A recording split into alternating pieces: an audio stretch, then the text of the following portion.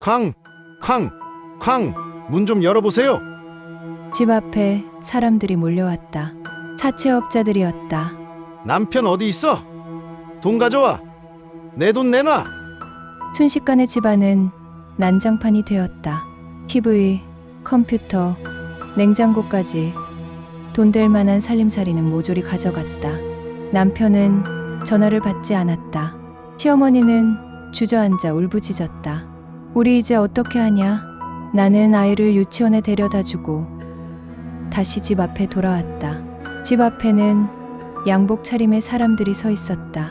은행 직원들이었다. 이번 달 안으로 나가 주셔야 합니다. 말투는 공손했지만 더 잔인했다. 남편이 집을 담보로 대출을 받았고 이미 경매에 넘어간 것이다. 남은 건 절망뿐이었다. 사채업자들은 매일같이 찾아와 난동을 부리더니 2주쯤 지나서야 발길을 끊었다. 밤, 남편이 돌아왔다.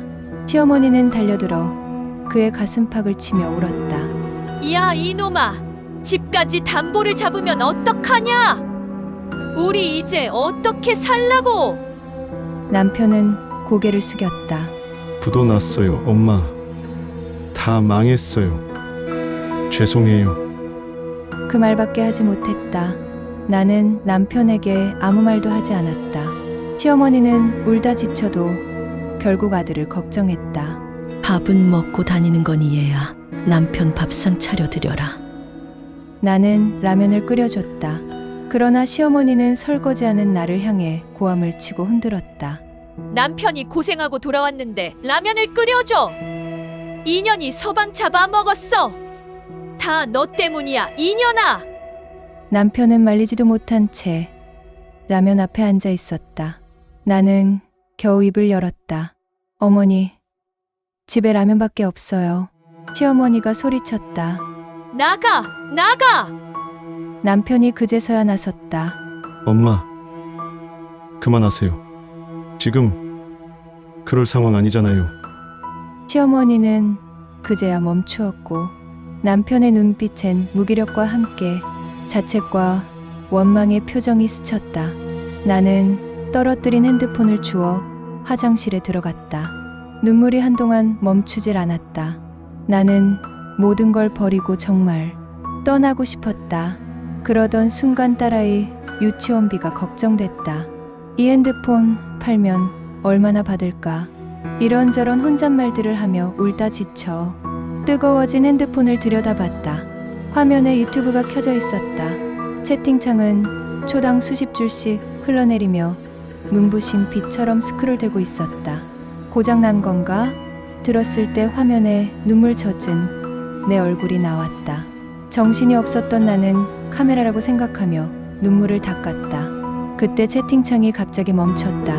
그리고 글자가 하나씩 또 하나씩 떠올랐다. 안 돼요. 핸드폰 팔지 마세요. 계좌번호 좀 보내주세요. 주소 좀 보내주세요. 메일 보냈습니다. 확인 부탁드립니다. 당신은 혼자가 아닙니다. 순식간에 다시 글이 폭풍처럼 올라가기 시작했다. 마치 나한테 하는 말 같았다. 미쳤다는 생각이 들었다. 그럴 만도 했다. 밖에서 시어머니가 문을 두드렸다. 얘야, 아까 내가 미안해. 나와서 얘기 좀 하자. 핸드폰 화면은 다시 고요해졌다. 나는 핸드폰을 끄고 문을 열자 시어머니께서는 울면서 나를 끌어안아 주셨다. 없는 집에 시집 와서 고생만 시켰는데 해준 것도 없는 이 시어머니가 잘못도 없는 너한테 화풀이 했구나. 미안하다. 그러시면서 돌아가신 시아버지가 주신 반지를 내 손에 꼭 쥐어 주셨다. 이거 팔아서 장이라도 봐라. 나는 울며 고개를 저었다. 어머니, 이건 못 팔아요. 밤이 깊었다. 시어머니 반지와 내 결혼 반지를 빼서 머리맡에 두고 누웠다. 그날 밤잠은 오지 않았다. 나는 다시 핸드폰을 켰다.